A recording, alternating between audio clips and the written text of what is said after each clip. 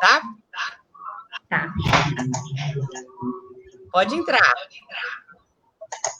Boa noite, estamos ao vivo em mais um Quinta Resistente. Eu já estou à disposição.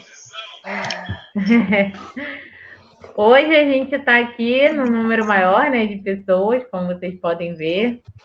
A gente está com a presença da ilustríssima e maravilhosa Cláudia Santiago, que vai ser a nossa mediadora hoje. Oi, Claudinha. Oi! Hoje eu não podia deixar de vir, eu exigi estar presente, reivindico a minha presença no Quintas Resistentes de hoje para conversar com Luiz Vilanova, meu companheiro de literatura. Mostra para nós, Moisés, o que eu e o Vila fizemos juntos, você também. Olha só nós, Vila. Oi, boa noite. Boa eu estou ouvindo vocês muito baixo. Vamos falar mais alto. Vou falar mais alto, então. Isso. Melhorou? Melhorou. Olha, então, boa noite. Vamos começar o Quintas Resistente de hoje com a ilustre participação de Luiz Vilanova, com os nossos gloriosos resistentes, Jéssica, eu e Gabriela, que continuarão com vocês em todos os programas. E nessa noite o nosso convidado, o jornalista Moisés Ramalho, que também trabalhou no livro do Vilanova junto comigo. Então hoje vai ser uma entrevista especial.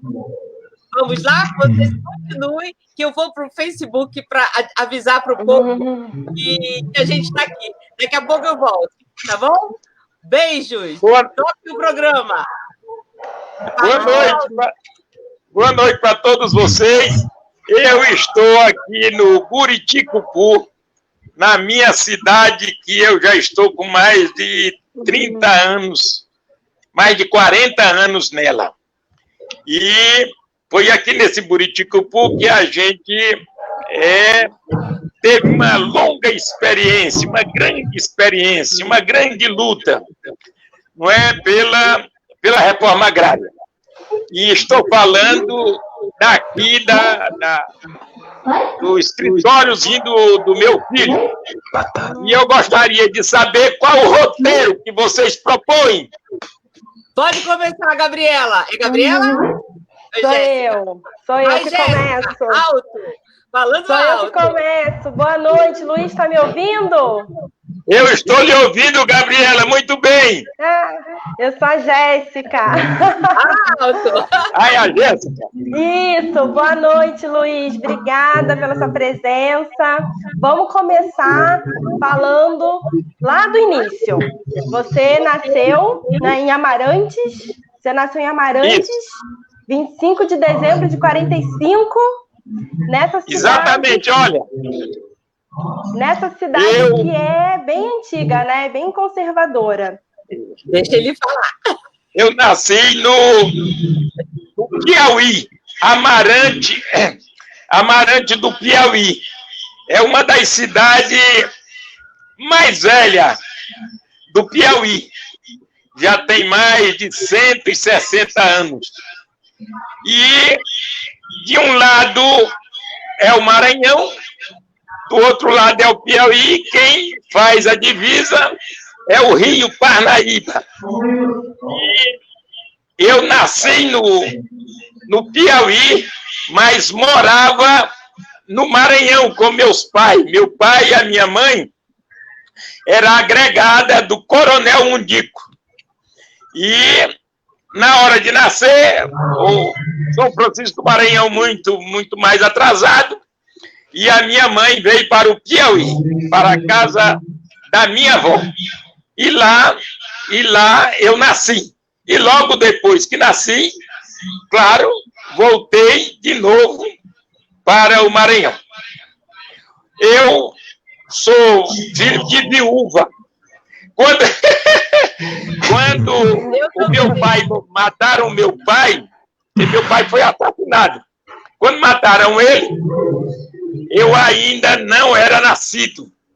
Estava com 3 meses na barriga da minha mãe. O São Francisco do Maranhão, uma cidadezinha muito, muito atrasada, mas quem mandava na cidade era o Coronel Mundico, que era o patrão do meu pai e da minha mãe. Ele, quase todas as terras do Maranhão, de São Francisco do Maranhão, era dele. E minha mãe e meu pai foi ser agregado dele. Agregado, eu acho que vocês sabem o que é. É uma espécie de subserviência, aonde o patrão manda em tudo. Marca até as festas e autoriza para quem ele quer. E esse patrão da minha mãe era coronel de patente comprada. E era quem comandava tudo do lado do Piauí, que tem só o Rio Parnaíba no meio, Amarante, também comandada por um outro coronel João Pinga, que era também dono de muitas terras ali no Amarante, que quase todo mundo era agregado do coronel João Pinga. Um lado, o coronel Mundico, do outro lado, o coronel João Pinga. Essa realidade que eu nasci e comecei a ter compreensão do mundo, vendo essa realidade dos coronéis. E isso chamava a atenção de todo mundo, porque o mando era deles, tanto do lado do Maranhão como do lado do Piauí. E eu cresci nisso. E logo aos 9 anos, mais ou menos, eu fui para ser confrade da Conferência Vicentina São Vicente de Paula, em Amarante. Já estava morando em Amarante. E lá nessa conferência, eu aprendi os primeiros passos nessa pastoral. Eu comecei a dar os primeiros passos. Por quê? Porque a gente, todo domingo, se reunia, tinha a conferência com as crianças, com os jovens, que fazia parte da conferência, mas era junto com os adultos. E o nosso papel de criança era sair na rua pedindo contribuição com a sacola vermelha para doar para os pobres, os mais pobres. Na minha cidade, quase todo mundo, claro, era pobre, mas tinha aqueles que tinham comércio, e a maior fonte de renda da minha cidade era o comércio, não é? Os comerciantes. E eles davam aquela contribuição, e a gente voltava para a conferência, não é? E aí o tesoureiro somava todos os rendimentos e dividia em todos aqueles pobres que estavam cadastrados. E na hora de cadastrar os pobres, eu também acompanhava, porque os confrades adultos ia fazer a visita às pessoas para conhecer a realidade, a situação de cada um. E eu sempre acompanhava. Era louco para ouvir aquela conversa, aquele debate, aquela situação. E isso foi tomando conta da minha vida.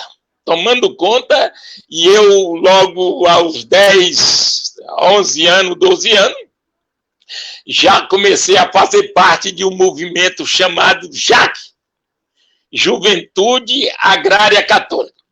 Nessa conferência, eu deixei atrás, uma das ações que a conferência tinha era um caixão de enterrar os mortos. Esse caixão era da conferência. E quando morria um pobre e que requisitava, a gente emprestava o caixão, os familiares levavam aquele morto para o cemitério, enterrava, mas não enterrava com o caixão. Enterrava só o corpo e devolvia o caixão para a conferência para enterrar o próximo, que, na verdade, tivesse a necessidade. Então, eu cresci nessa cidade, de um lado, muita gente rica, altos comerciantes, e, do outro lado, o povo pobre, na sua grande maioria, quilombolas. Só na minha cidade, são 6 quilombolas, 6 quilombos, aonde tinha um quilombo que as pessoas não podiam se casar fora do quilombo. Era proibido casar fora do quilombo. Então, eu vivi essa realidade. E nesse Amarante que eu morei, lá tinha o Clube da Primeira, Clube dos Ricos, que era chamado de Primeira, e a União Artística Operária Amarantina, que era uma espécie de associação, era uma associação, aonde organizava, escolas gratuitas, para atender as pessoas mais pobres e tal. Tinha os colégios públicos, os colégios públicos e os colégios particulares. Mas nós mesmo, eu mesmo e todos os meus parentes, a gente estudou nessa escola da associação, Amarantina. É uma espécie de associação que se conheceu isso, por Associação dos Amarantinos. E no final do ano, dia 7 de setembro, sempre tinha aquela festa da comemoração do dia 7. Era a hora do desfile, que todo mundo das escolas iam desfilar lá, e a gente fazia parte também.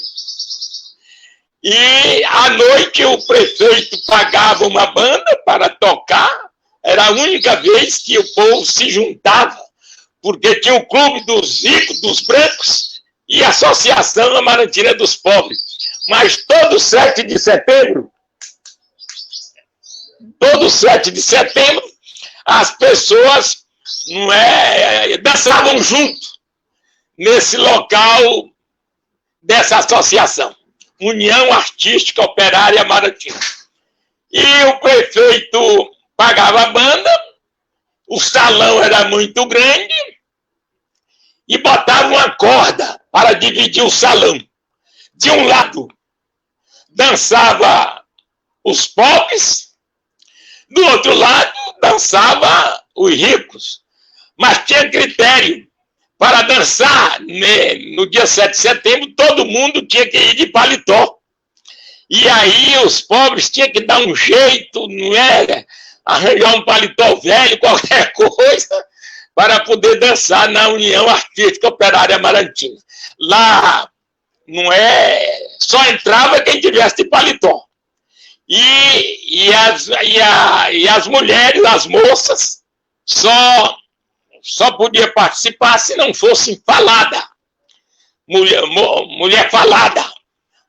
Significa mulher falada aquela que o povo dizia que não era mais moça. Então essas ficavam tudo do lado de fora, e as que não fossem faladas entravam, e a gente dançava junto com os ricos. Só que os pobres de um lado da corda e os ricos do outro lado da corda. Não tinha segurança, mas ninguém invadia o lado um do outro. A a gente dançava a noite todinha do nosso lado, e os ricos dançavam a noite todinha, não é, do lado dele. Então, eu fui criado vendo essa realidade. E logo participando das pastorais, me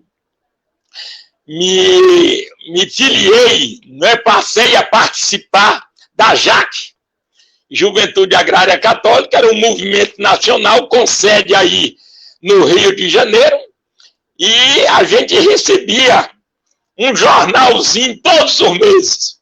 E eu fui escolhido para ser o representante do jornal. Mandava, não é, os assuntos, não é? Pedia às pessoas para escrever alguma coisa, e a gente mandava para o jornal colocando a nossa realidade, colocando a nossa vivência ali. E quando era de 3 em 3 meses, esse jornal vinha e eu saía, não é, distribuindo, né? Troca. Muita gente dava uma contribuição para que a gente pagasse, não é, o correio. O jornal era sempre de graça, o que a gente pagava era o correio. Esse jornal foi uma peça fundamental na minha vida. Olha a importância do jornal aí, jornalistas. Era importante da minha vida, porque eu só tinha 2 acessos de leitura, fora aquela leitura decorativa que a gente tinha que decorar nas escolas. Eu digo dessa leitura que chamava a atenção, que puxava pela consciência, não é? Era o Evangelho, não é? Que eu lia ele demais, lia muito. E o jornal, Correio Rural. Esse foi os 2 instrumentos que me ajudaram a abrir os olhos. O Evangelho, porque falava de um jovem que nasceu numa família pobre, que nasceu numa manjedoura, que era aquela figura que a gente se entusiasmava, mas na verdade era perseguido. Ele era injustiçado. Ele sempre, não é, fazia divisão da sociedade entre pobres e ricos. Ele sempre estava do lado dos pobres. Essa foi a principal lição. Alô? Essa foi a principal lição da sua vida em Amarante, que você carregou para a sua vida toda? Exatamente. E aí eu fiquei muito agarrado a esse Jesus Cristo. Muito agarrado a ele. Mas não tinha ele assim como o milagroso. Ele para mim era uma figura igual a mim, sofredor, injustiçado, discriminado, não é?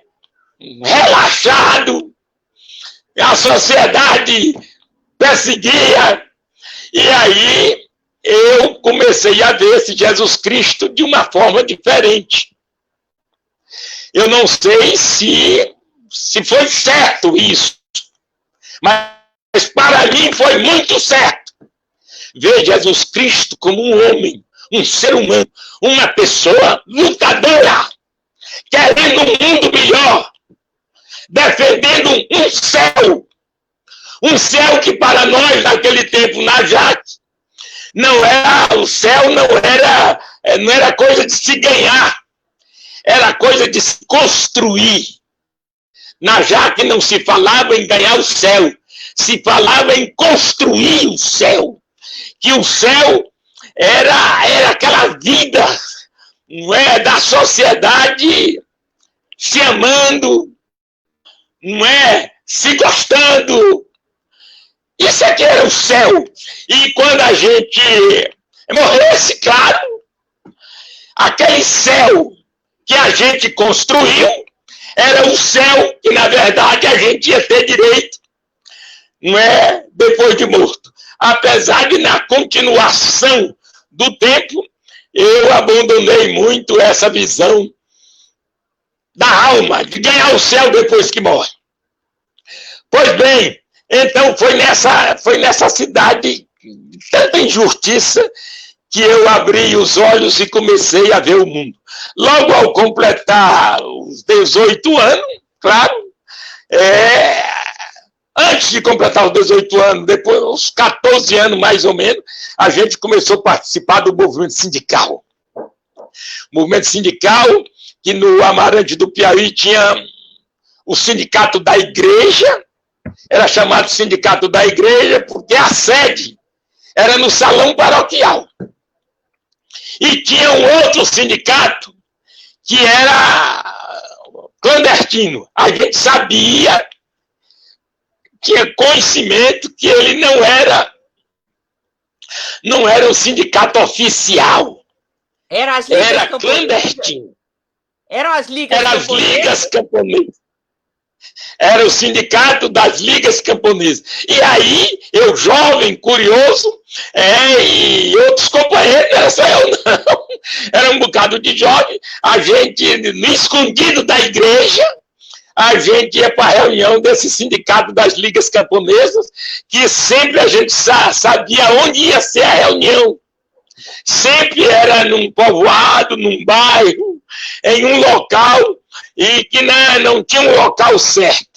Mas a gente, todos os meses que ia para a reunião, que era de mês em mês, a gente era informado do local. E lá nesse sindicato se discutia outro mundo. A gente discutia a realidade.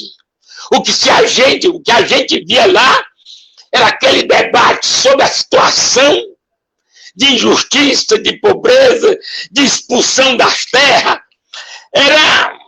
E nós, os sindicalizados, eu não era sindicalizado porque não tinha idade, mas era um componente, tinha vez e voz, a palavra, debatia como gente grande, não é? E esse sindicato, com essas ideias, tinha muito documento. Documento que naquele tempo a gente não podia estar lendo eles no meio da rua. Era escondido. A gente já sabia que aqueles documentos o governo não gostava. Por essa razão, a gente já escondia, não é? Lá em casa mesmo, esses documentos, a gente escondia dentro de uma lata tampada e enterrava. E só abria na hora de ler, depois enterrava de novo.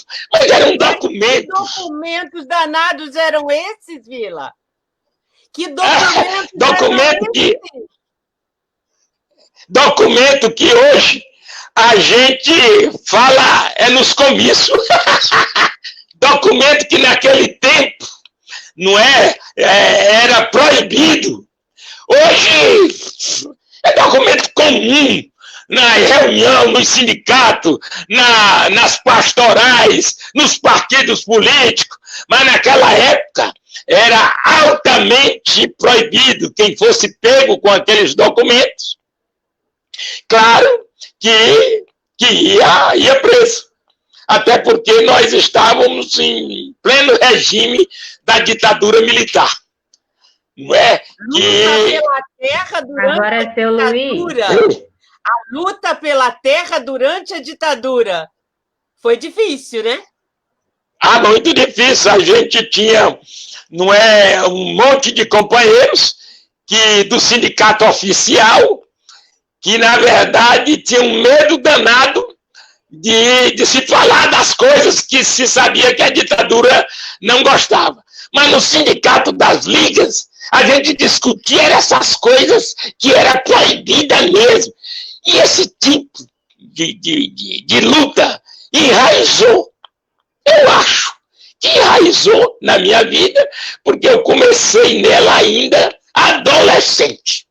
Quer dizer, o tempo melhor que a gente tem de ver as coisas, de participar das coisas, de aprender as coisas, é na adolescência, porque o que a gente aprende na adolescência, a gente não esquece nunca mais.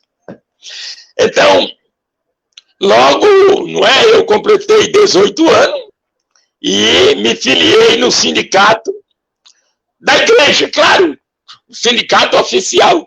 E como eu tinha muita informação e era considerado um adolescente danado, logo que eu completei 18 anos, não é, que fizeram intervenção no nosso sindicato, não é?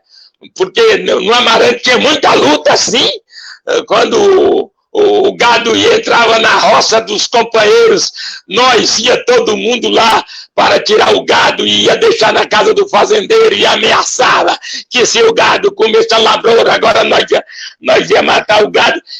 E esse estilo, não é, de luta que não era o do sindicato da igreja, mas no sindicato da igreja tinha muita gente infiltrado, inclusive muitos jovens como eu, infiltrado com as ideias do sindicato das ligas camponesas. Vocês enganando os padres, seus dadinhos. E engraçado que a gente sabia que estava enganando. Não era por acaso, não, a gente fazia tudo, não é, de tal forma que a igreja não achasse que a gente estava com outras ideias. Que a igreja achava que a nossa ideia era a ideia do sindicato oficial que se reunia no salão paroquial. Então, aos 18 anos, interviram no nosso sindicato. O presidente Elias Monteiro foi preso, não é? Passou ainda uns 8 dias na cadeia. Nessa época chegou lá no Amarante o filho de um homem rico lá, filho do João Luiz, um jovem chamado Chico Luiz, que tinha saído para estudar fora, acho que São Paulo, Rio de Janeiro. Ele foi estudar fora e ele voltou formado. Não sei nem que era a formação dele, mas ele chegou lá falando num partido político chamado MDB. Ele reunia a juventude, ele era ligado à juventude. Ele reunia a juventude e começava a debater os problemas daquela cidade, dos dois coronéis, o coronel João Pinga e a dona Sinhá, que era a esposa do doutor Eudócio, que um, quando era governo, o outro era oposição. Quando a oposição era o governo, que era governo, virava a oposição. E ele batendo forte. Né? Uma história típica que acontece nas cidades brasileiras, né? Mas, Vila, você saiu do Amarante, como é que você foi parar no Maranhão? Pois bem, terminando esse pedacinho bem aí, não é? Que esse jovem Chico Luiz me entusiasmou muito. Foi aí que eu comecei a ver a política.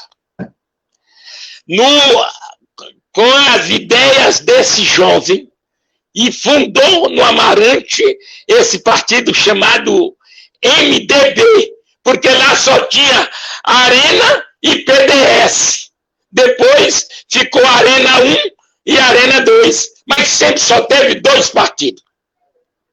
E esse jovem entusiasmou a juventude, mas foi logo, chamaram ele de comunista, e quando a Polícia Federal foi lá, além de prender o presidente do sindicato, prendeu também o jovem que eu admirava tanto, chamado Chico Luiz. Quando voltaram da cadeia, uns 8 dias, 10 dias, por aí assim, aí o presidente do sindicato abandonou o sindicato e o Chico Luiz abandonou a política. E aí ficamos de novo só ouvindo o governo e a oposição. A Arena 1, a Arena 2. A mesma cantinha. E logo, não é? Eu fui eleito presidente do sindicato. um jovem mais novo sócio do sindicato do Amarante do Piauí. E aí eu fui o cabeça da chapa, não é? E aí os filiados votaram, não é? Era candidatura única, todos me conheciam, votaram maciçamente e eu fui eleito. Só que no estatuto dizia que o presidente seria escolhido entre todos os eleitos. E como eu era muito novinho, na hora de eleger o presidente, eu fui eleito como cabeça de chapa. Todo mundo achava que eu era o presidente. Mas o estatuto dizia que a gente se reunia depois para escolher o presidente. E como eu era muito novinho, 18 anos e um dia, todo mundo achou que eu era muito novo para dirigir um sindicato, não é, de muita gente velha. E logo botaram na minha cabeça que realmente eu teria que aceitar ser o secretário do sindicato.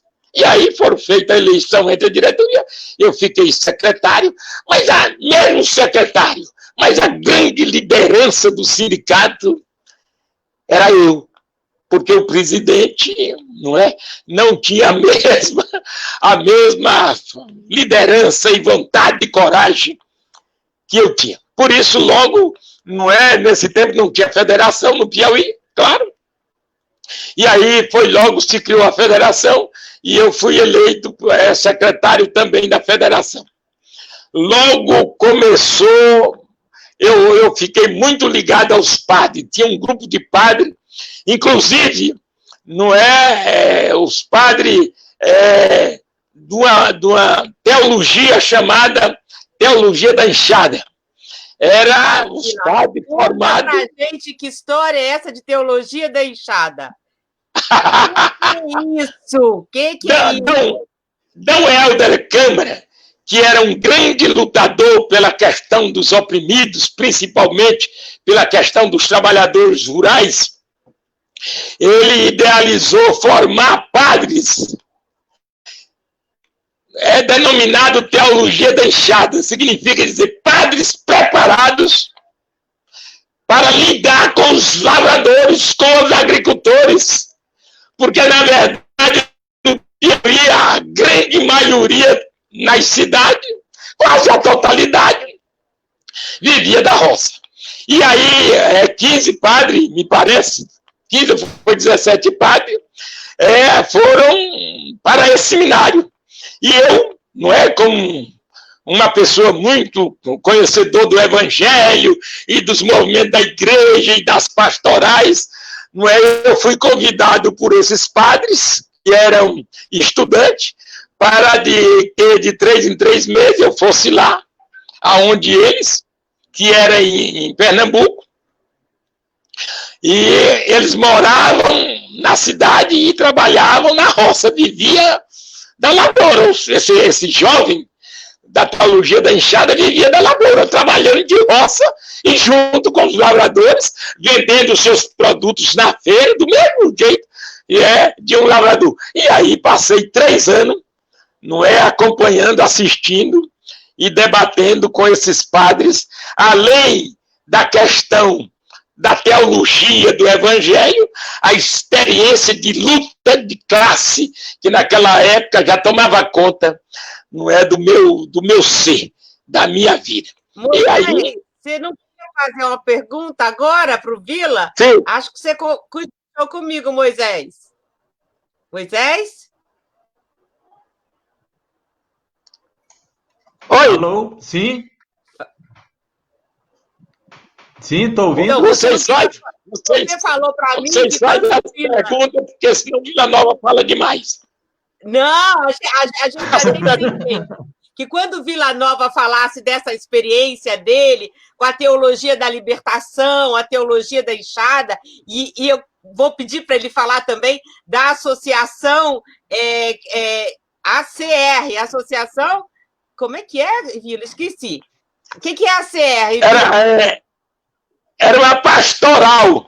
Logo que eu saí, logo que eu completei 18 anos, aí me casei, claro, e quando a gente se casava, não ficava mais na Jaque.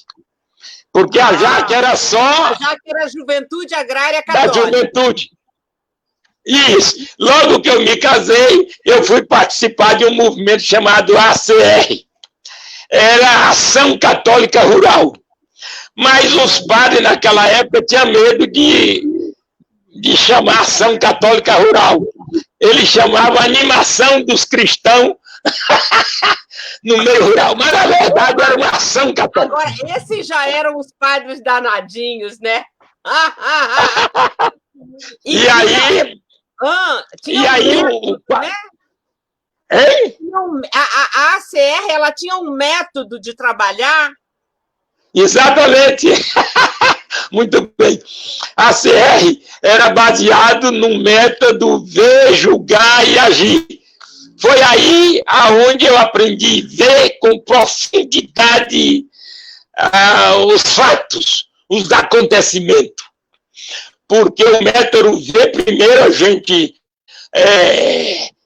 contava o fato com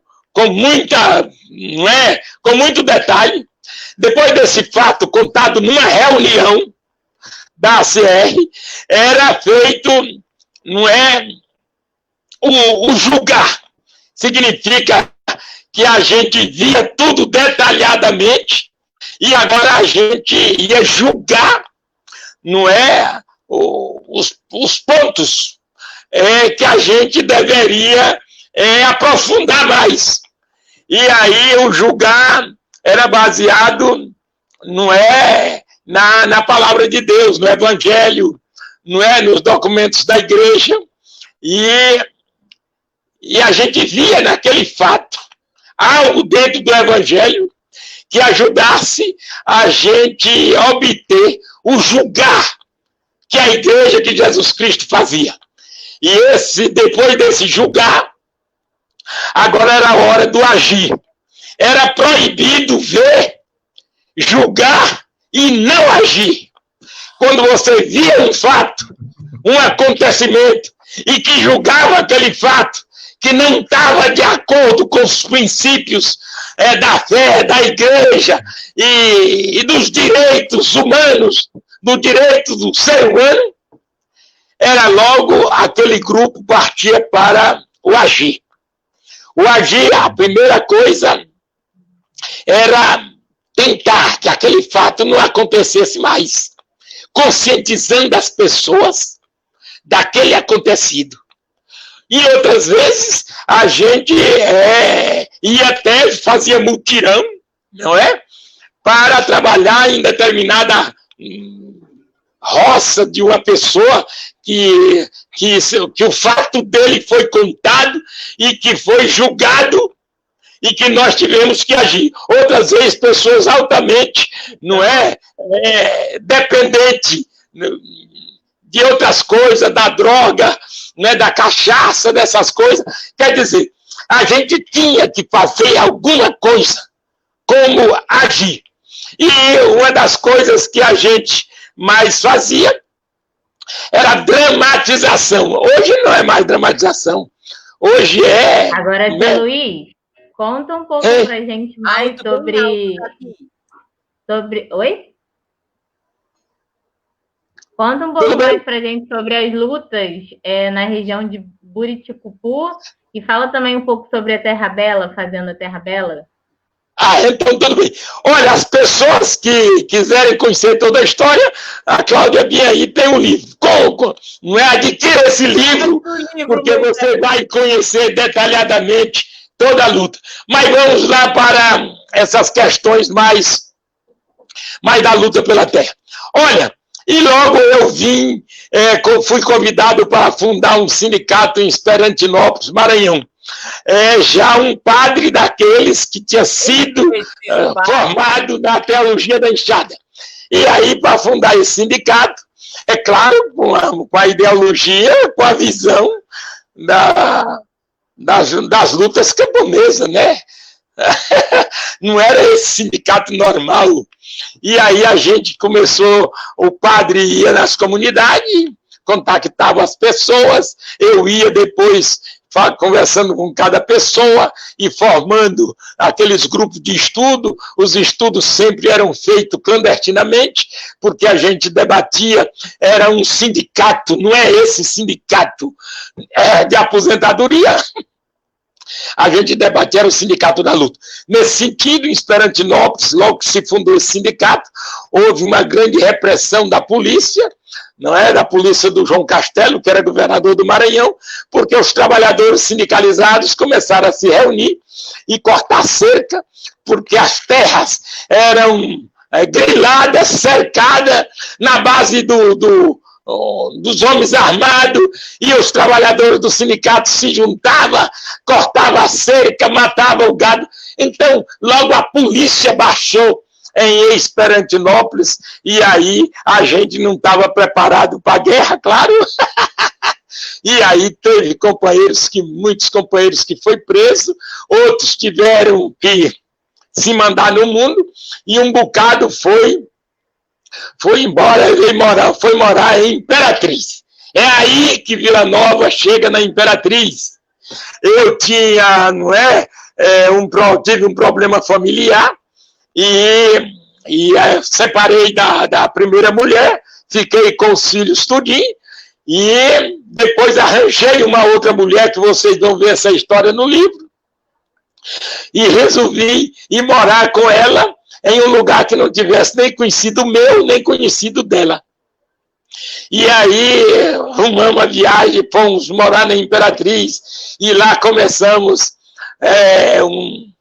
uma nova luta, uma nova história, porque a gente foi morar numa comunidade pobre, num bairro pobre chamado Vila Nova, aonde as casas... Pergunta depois. Não, pode continuar, continua, Vila, por favor. Onde as casas eram tudo casebre, não é? Tudo coberto de palha, e tinha uma escola, a única escola que tinha nesse povoado, nesse bairro, era particular. Era o colégio do seu Valdir. Então, hoje eu me lembro do nome do dono, seu Valdir.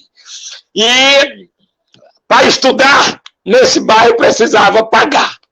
E os nossos companheiros, que eram muitos, não é? Tudo pobre, a gente começou a fazer reunião de casa em casa, não é? No mês de Maria, mês de maio, sempre com a igreja na frente. E a gente rezava o texto, e aí depois de discutir a realidade do bairro, e no final do mês nos reunimos na igreja para fazer uma avaliação de todas as reuniões, porque a gente fazia reunião, 30 dias de reunião numa casa, numa rua, numa outra rua, atingimos todo o bairro, discutindo os problemas do bairro.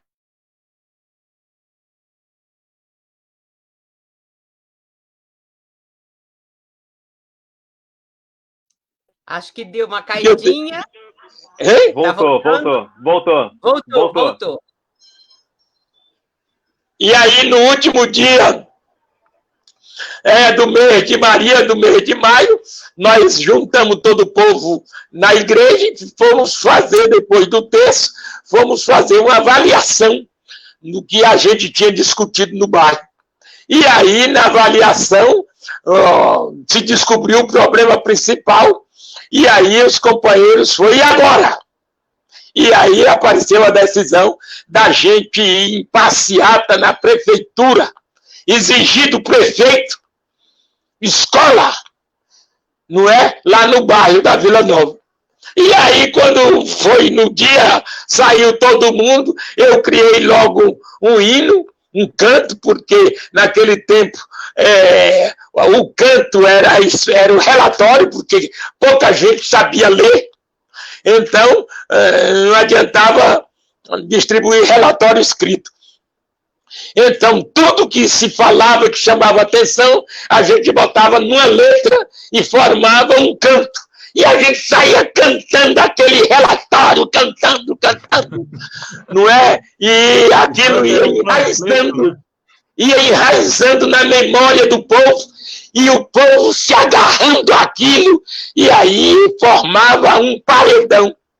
E aí nós fomos lá na prefeitura, quando chegamos lá, ficamos na porta da prefeitura, tinha a oposição do prefeito da época, e quando nós partimos no rumo da prefeitura, a oposição achou que devia rimar nós, não é? Porque não é? A gente ia cobrar do prefeito, e eles queriam certamente aparecer também.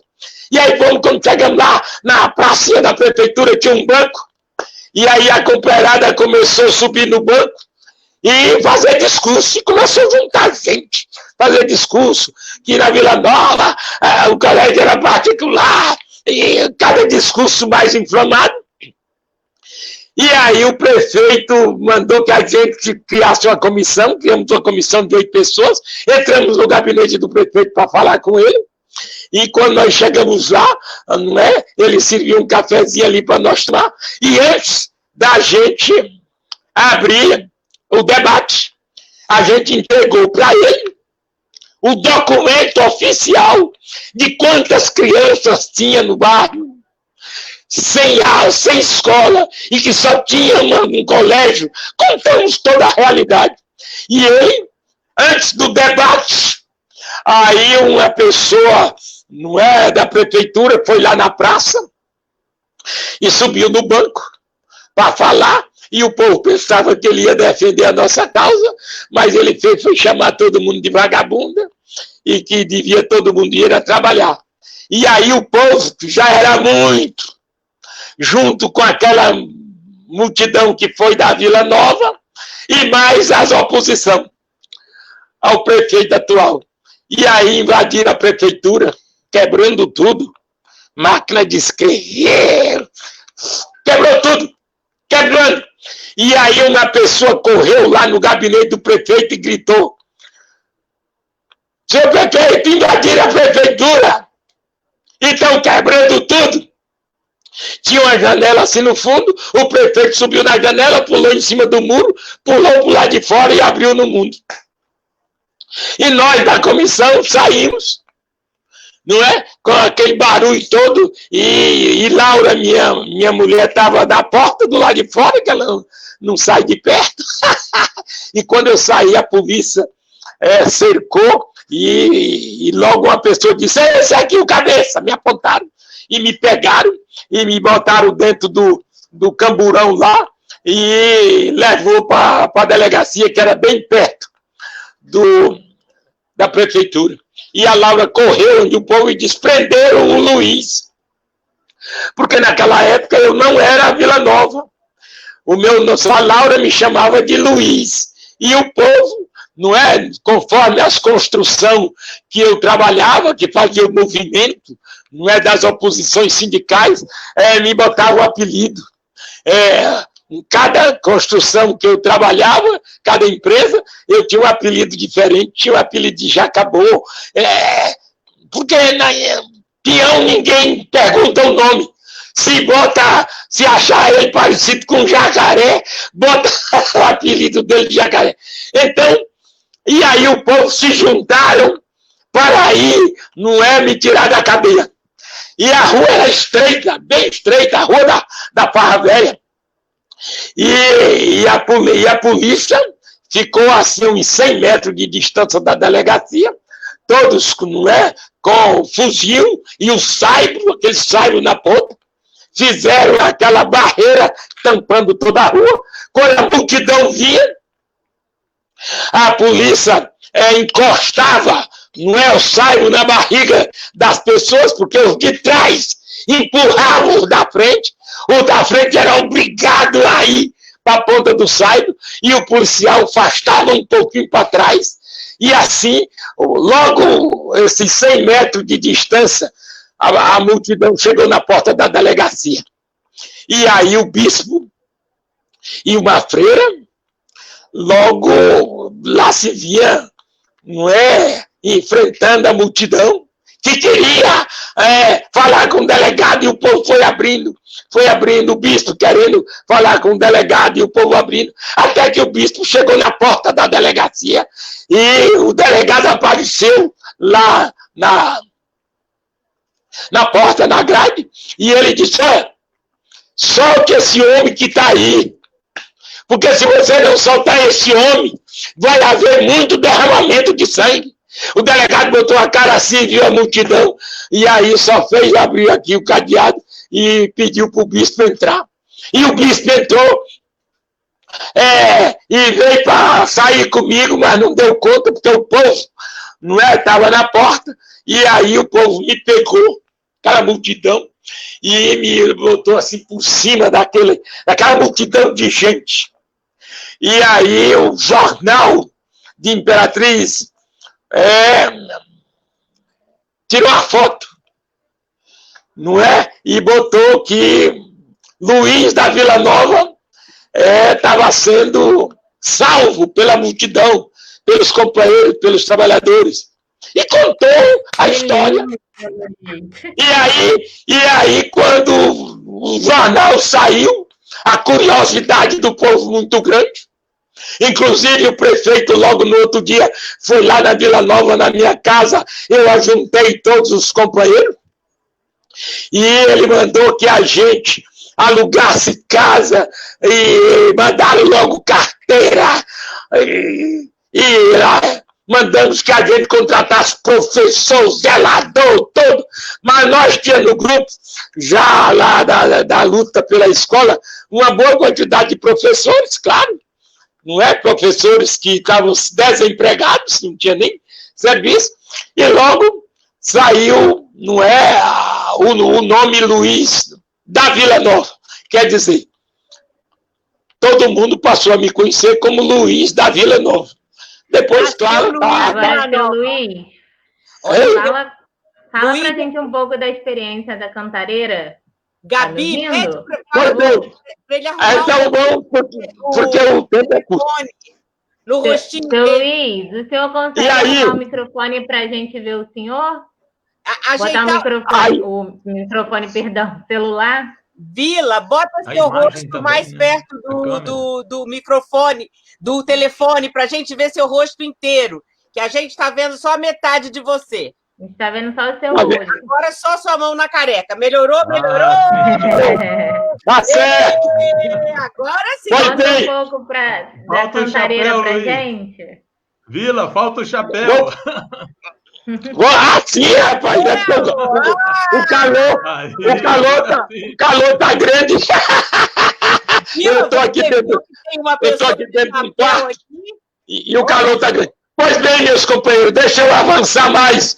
Aí, meus companheiros, eu tomei conhecimento, não é da fundação de um partido político, não, o nosso grupo chamado PT, e aí promoveram um encontro lá em São Paulo, num lugar chamado Cajamar, eu fui, e foi mais outros companheiros, aquele negócio, fundamos o PT, Partido dos Trabalhadores, e aí eu fiquei logo representando o Maranhão. Bom, e aí, lá eu conheci uma figura. Vila, vamos fazer. Vila. Alô? Vila, não vai dar para a gente fazer essa história toda hoje. Então, eu tenho uma proposta. Você pode voltar na segunda-feira que vem? Aí eu conto uma parte hoje e a outra parte semana que vem. Toda segunda, né? É nas quintas, mas a gente pode ir na segunda, na terça, na quarta, a gente grava com você o melhor horário para você. Ou se você puder voltar na quinta que vem, tá ótimo. Porque aí a gente vai até um pedaço dessa história linda, que você vai contar ela toda pra gente, que eu conheço bem. E depois a gente conta a outra metade. Mas pode ir para Cantareira, dá tempo da gente ir para Cantareira. Antes da gente continuar, só queria fazer um avisozinho importante aqui, né? Na verdade, fazer uma menção. O pessoal do Conexões Periféricas RP de Rio das Pedras, aqui do Rio de Janeiro, eles estão retransmitindo o nosso programa, porque estão dizendo que lá em Rio das Pedras tem muitos maranhenses na favela, então eles estão fazendo a retransmissão do nosso programa. Então a gente agradece aí o pessoal do Conexões Periféricas que estamos sendo estão fazendo essa retransmitidos em Rio retransmissão. das Pedras.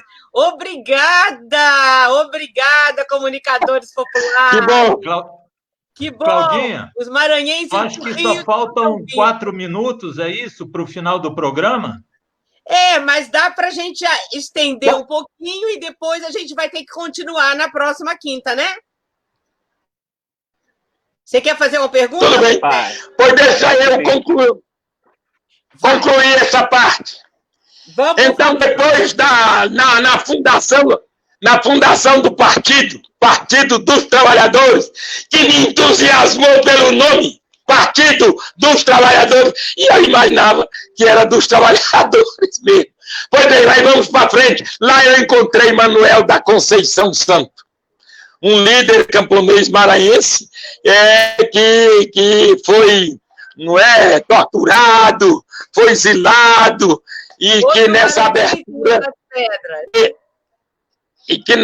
nessa abertura política ele voltou e vinha com a proposta da fundação também do PT. E lá eu encontrei esse Manuel e não tive, a oportunidade de falar muito com ele, porque ele era uma pessoa muito requisitada. Mas logo depois, na fundação da CUT, que eu estava presente também, e lá encontrei com ele, conversamos, e aí ele falou de uma proposta de reforma agrária. E me colocou logo, os primeiros passos. Eu fiquei entusiasmado e logo marcamos uma reunião em Recife, Pernambuco, E no dia a gente se fez presente e lá fizemos um projeto, um plano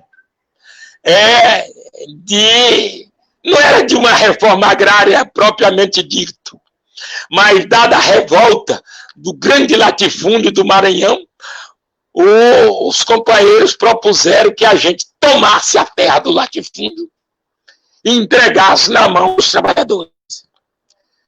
Para a terra.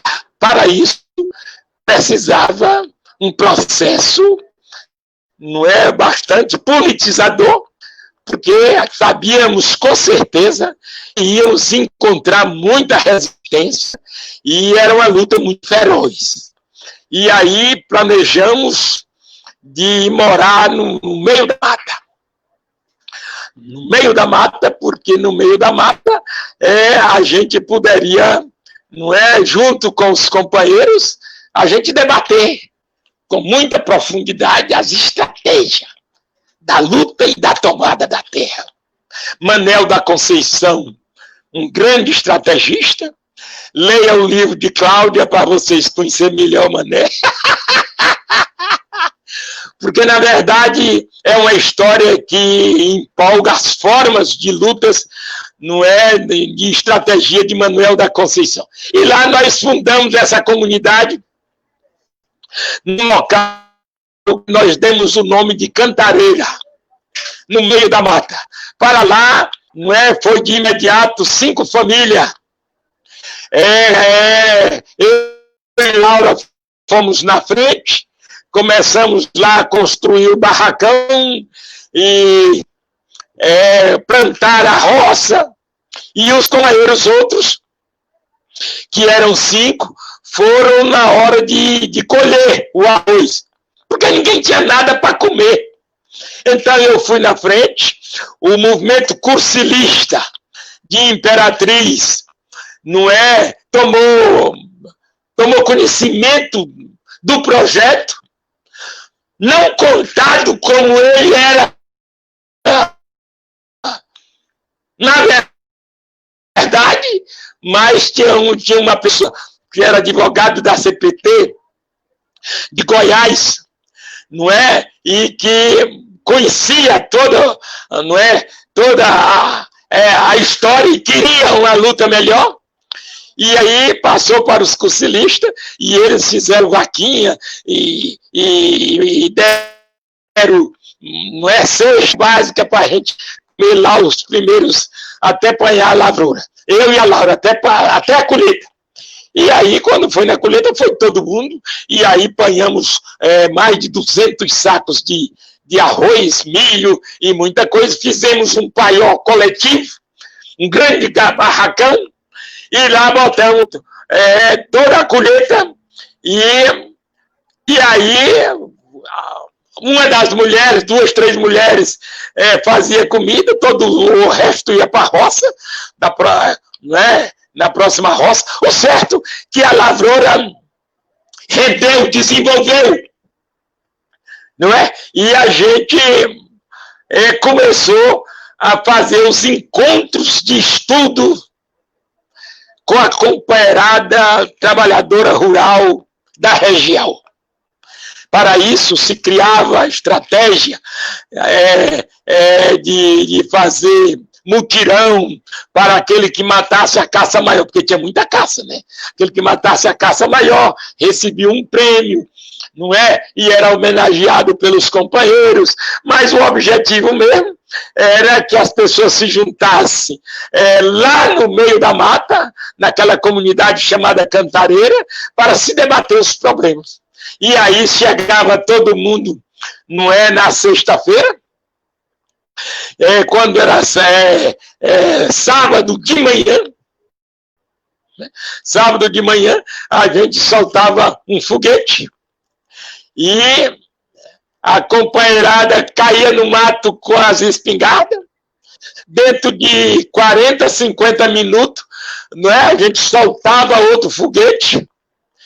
E com o estrondo daquele segundo foguete, todo mundo parava, e aquele que tivesse matado a caça maior era o homenageado. Porque o objetivo era o debate. Não era caçada, era o debate. E aí a gente chegava, quando dava meio-dia, a gente já tinha tratado todas as caças, feito comida e tudo.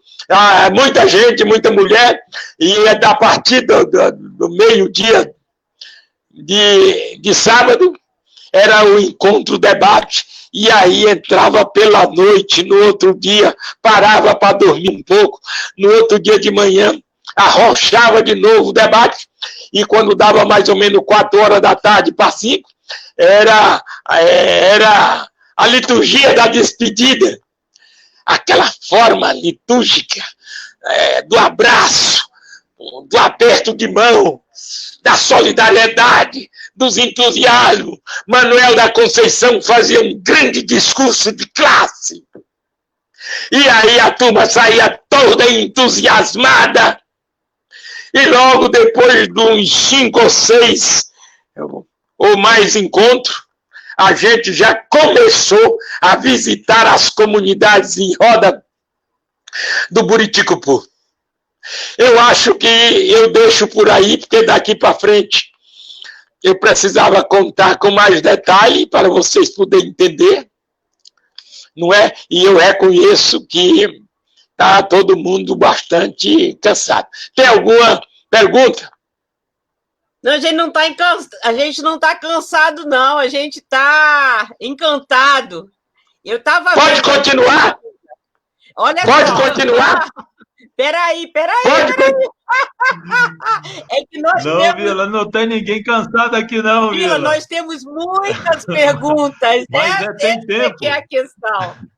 A gente quer que você fale de Cantareira, depois a gente quer que você fale de Terra Bela, a gente quer que você fale de Buriticupu, a gente quer que você fale de você, deputado, do Vila Parlamentar, a gente quer ouvir suas músicas.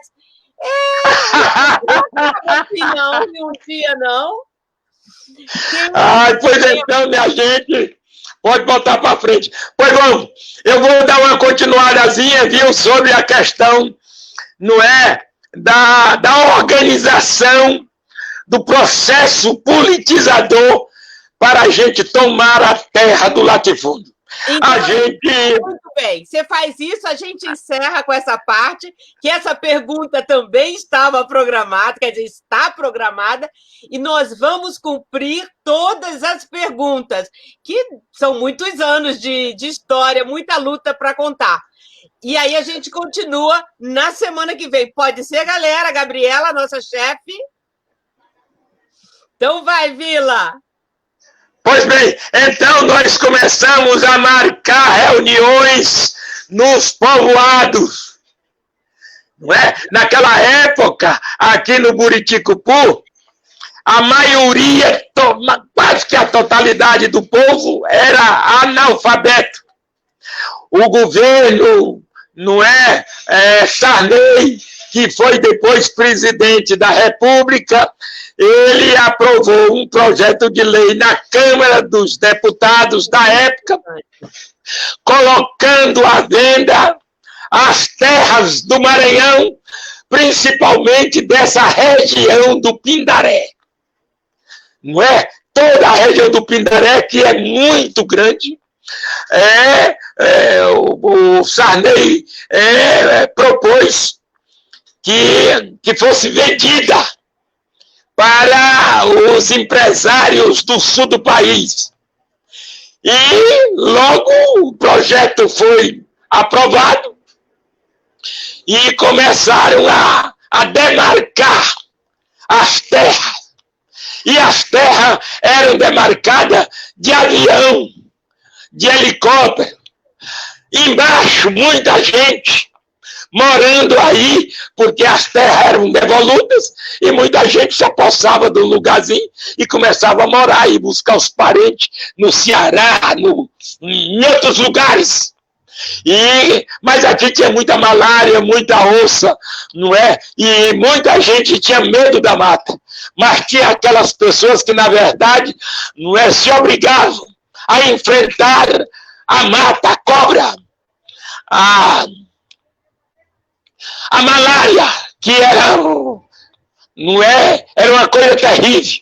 A malária destruiu, acabava com muita gente aqui na região. Pois bem, e aí a gente saiu e quando começou nos povoados, não é? O governo já tinha determinado a criação de uma colônia aqui na região. Quando ele colocou as terras para ser vendida, ele idealizou uma colônia no centro de todas essas terras, no centro da região Pindaré, não é? Para assentar 10 mil famílias.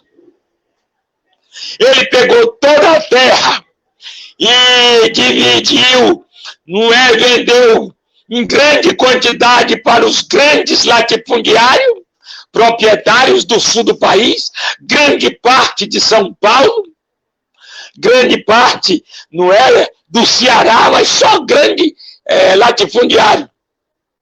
E colocou, não é, o assentamento, a proposta de assentar 10 mil famílias. O objetivo era criar mão de obra à vontade, barata, para que esses latifúndios pudessem fazer essa terra se desenvolver. Essa era a proposta. A proposta era ter mão de obra à vontade e barata. Para isso, o governo mandou fazer um alistamento e nas cidades aqui do Maranhão, convocando pessoal para fazer, não é? Para se alistar, para receber a terra. E aí tinha critério. Era a primeira pessoa que, como tinha muita gente querendo terra, os critérios eram o seguinte: o sujeito teria que tinha prioridade quem tivesse a família maior. Primeira prioridade. Segunda prioridade, quem fosse religioso, praticante, ou católico, ou crente, mas que fosse religioso, praticante. E fez o alistamento de todo mundo E depois começou a trazer esse povo, mas não conseguiu família. Quando eu cheguei aqui, não é? Em 83, só tinha com um lotezinho de 25 hectares, 1.050 famílias tinha recebido lote. Mas 500 e tantas, quase a metade, ou a metade mesmo, já tinha desistido, porque na verdade não tinha água. Não tinha água, poço, essas coisas, não é? E o governo botou os colonos nas terras secas, e as terras com água, beira de rio, beira de brejo, beira de lagoa. Ele cortou e deu documento para os empresários. E o povo ia buscar água e ele cavou um poço. Cavava um poço assim, distância de vários quilômetros de cada povoado, poço que servia para 2, 3 povoados, e as pessoas iam buscar num jumento através de uma curita. Muito sofrimento, mas muito sofrimento mesmo. Muita gente desistiu. Quando eu cheguei aqui, se tivesse muito, tinha 600 colonos, o resto tinha desistido. E os 10.000 que ele tinha prometido e que não assentou, pegou as terras desses 10.000, que tinha sobrado para esses 10.000, e vendeu para latifundiários. E que muito latifundiário depois teve que tentar expulsar lavradores das terras que o próprio governo havia assentado ele. Então foi um Deus nos acuda. Mas como a realidade era muito dura, mas muito dura, a proposta da tomada da terra do latifúndio para entregar aos trabalhadores cresceu. Era muita gente. E aí começamos a fazer as grandes reuniões para fazer o alistamento de todo o povo que quisesse a terra aqui na região do Pinaré. A gente marcamos 4 grandes encontros, né, dia 1º de maio, no centro do Buriticupu, no bosque, aonde o povo vinha e a gente pegava o nome dele, fazia uma ficha. Nome dele, nome da mulher, nome do filho mais velho, quantos filhos tinha, era uma ficha mais ou menos assim. E no dia 1º de maio, logo, né, a gente publicou para todo mundo, e que depois de fazer muita reunião nos povoados, compareceu quantidade de gente. E aí a gente montou as 4, 5, 6 mesas assim, e um bocado de jovem, não é, filho dos lavradores, foram fazendo aquele, não é, preenchendo a ficha. E logo depois, não é, a gente já tinha avisado que o pessoal que viesse tinha que vir preparado para o mutirão, e que todo mundo trouxesse a sua cabaça d'água, o seu frito para comer, a sua rapadura com farinha, porque a reunião ia durar o dia todinho. E que as pessoas viessem para esse mutirão como se fosse para um mutirão. Até a água na cabaça vieram das comunidades de origem dos nossos companheiros. E aí, meus companheiros, no final, se fazia uma fila para os companheiros fazer o discurso, e aí a fila era 2 minutos para cada um, aquela monstruosa fila, no final das contas, era só 1 minuto.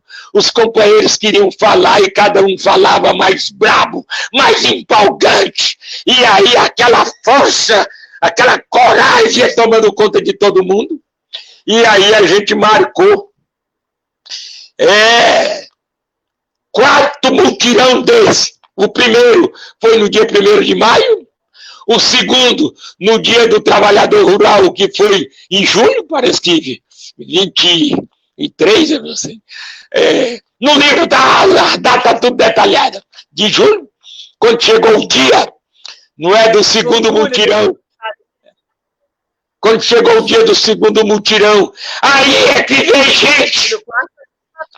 Porque a história saiu que aquelas terras, tudo ia ser cortada, ia ser dividida. E aí foi que veio gente.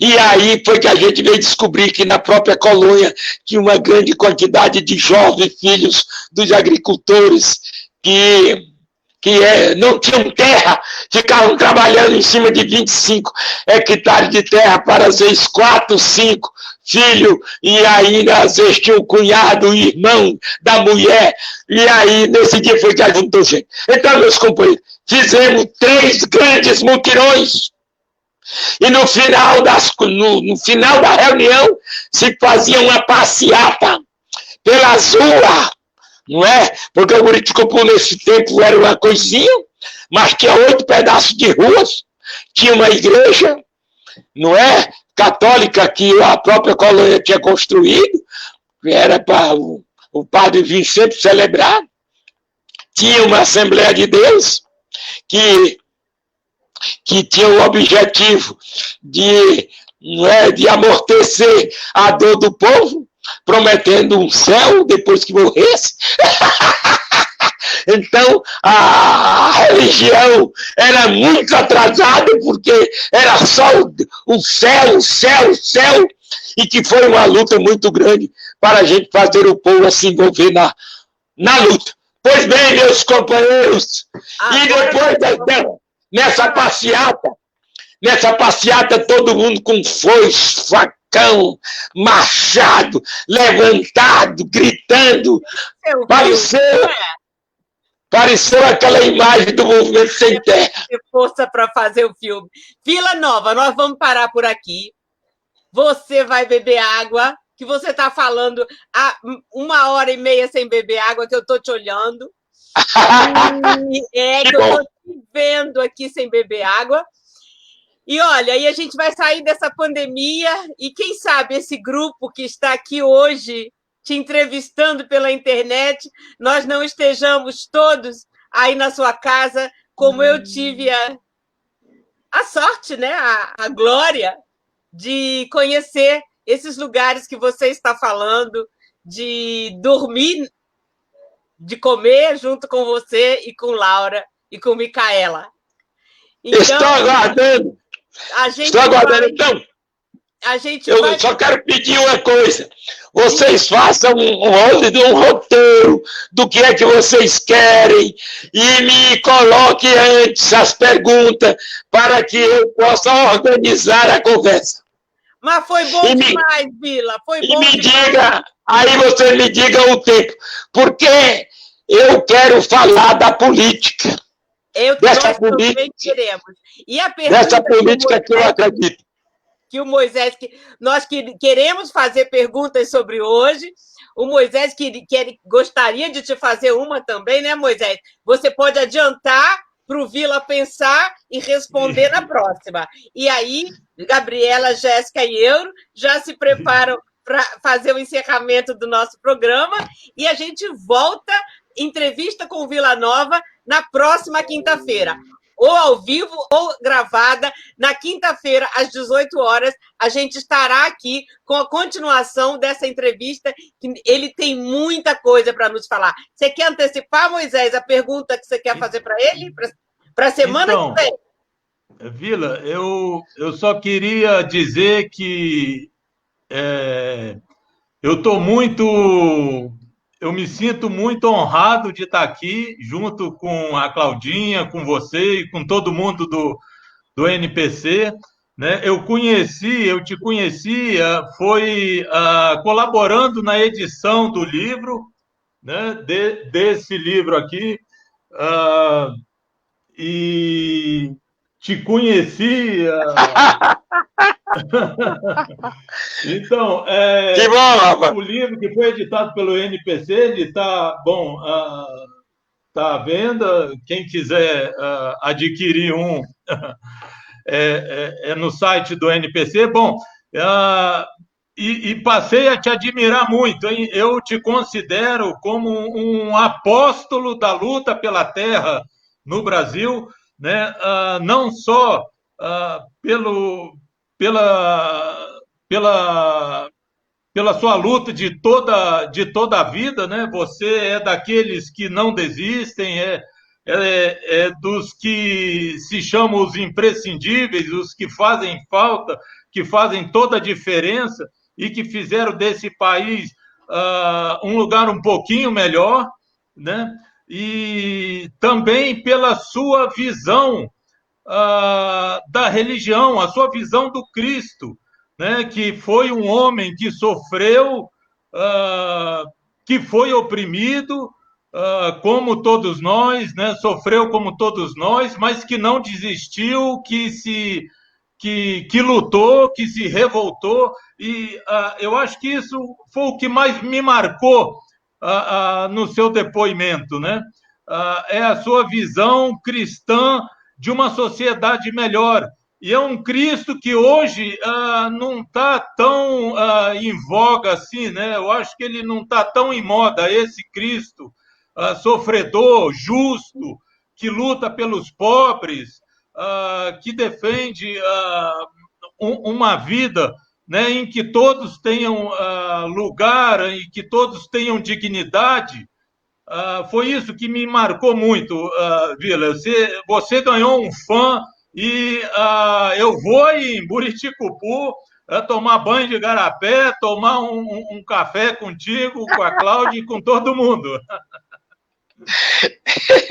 Eu estou doido para receber vocês. Estou doido para receber vocês. Por favor, já. Euro? Não, na verdade, só agradecer por essa primeira parte mesmo que a gente teve, né? E muito bom que finalmente a gente teve a oportunidade de fazer essa entrevista e divulgá-la, né? Que a gente até fez uma tentativa anterior com você, mas ela, infelizmente, acabou não acontecendo, a gente acabou não divulgando. Mas o mais importante é que a gente finalmente conseguiu, e a gente precisa cada vez mais ouvir mesmo pessoas como você que deram uma contribuição, que ainda tem uma contribuição muito grande a dar, né, para que a gente possa cada vez mais repensar a forma como a gente enfrenta, né, o mundo que está aí, e muitas respostas que às vezes a gente fica caçando ao nosso redor está em histórias como essa, né? Tá em histórias de pessoas como a sua, assim, que servem, né, como uma forma da gente encontrar os caminhos que a gente necessita para esse momento que a gente está enfrentando hoje. Então, agradeço pela participação e semana que vem estamos de volta. Vai ser um prazer manter esse papo com o senhor aqui.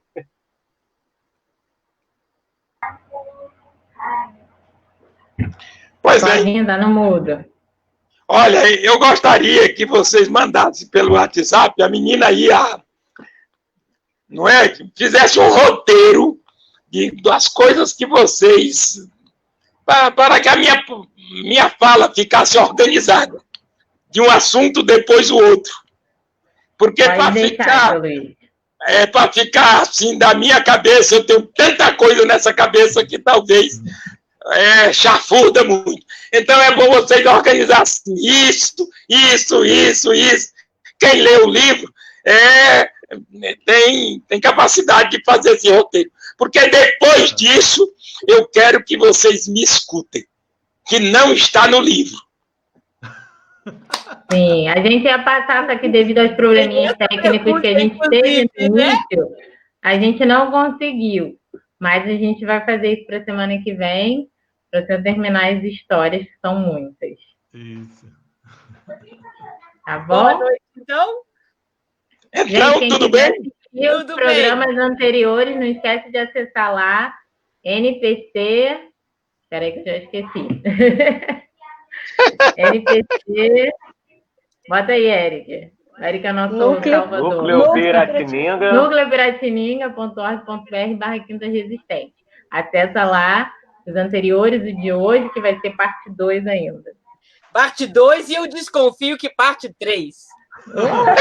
Deram a ideia. O Douglas deu a ideia de a gente fazer um documentário do NPC, ó. Eu acho que tínhamos que fazer esse documentário. Já temos um material lindo aqui gravado que chegou para aqui, ó.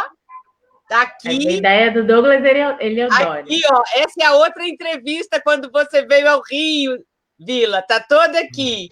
Vamos juntar aquela. Vamos juntar tudo, fazer um compilado. Aí a gente tem que juntar umas imagens bem bonitas de Buriticupu, mostrar as coisas. Pegar o acervo de fotos dele, que ele deve ter. Ele tem uma... agora, o que eu não consegui fazer, porque não deu para fazer, foi ler todos os discursos dele. Para isso, os discursos dele enquanto parlamentar, porque ele falou praticamente em todas as sessões, né, Vila? Eu acho que você falou em todas as sessões. E quando eu comecei a ler os discursos dele, são uma preciosidade. Mas para isso eu teria que ter ficado mais tempo na casa dele, né? Que é onde está, e também na Assembleia do Maranhão. Mas a gente já começou, o livro está feito, uma entrevista está feita, a outra está aqui, ainda temos mais duas ao vivo, e aí a gente vai fazer esse documentário. E no final no final tem o meu pensamento hoje. Pois é que a gente quer saber. Vila Nova com 74 anos. Vila Nova com 74 anos, porque vocês conhecem uma história do Vila Nova com 18. Vocês precisam ouvir a minha história hoje. Oh, meu Deus do céu! Os meus objetivos hoje. Pois é, e o Euro está tão interessado nisso, ele programou 3 perguntas sobre a conjuntura. Nós vamos fazer na semana que vem. Aguardem! Vila Nova e o Brasil de 2020. Um abraço a todos! Um abraço a todos! Companheiro. Tchau, tchau, Boa noite. Tchau. Boa noite. A você também. Obrigada, Vila. Obrigada a todas e todos que nos acompanharam. Tá bom. Não percam. Na próxima quinta, Vila Nova 2.